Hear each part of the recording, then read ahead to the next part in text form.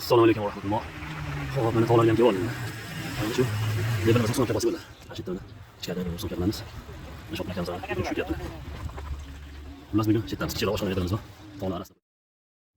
Mashina. Mashina. Mana shu kichkina xolos. Xo'p. Pastga tepa korpuslar qo'yib bo'ldik. Endi navbat pasondaga kelyapti. Ozgina qolishamiz. Tabiat qo'yinda ishlayapmiz. Xo'p, kuxnyamni tayyorlab qo'ydik. Tayyor o'zi. Suvlarni o'rnatib qo'ydik. Gaz yo'q, bu yerda gaz tashqarida letniy kuxnyada. Tepasida bitta sushnikalari bor mana.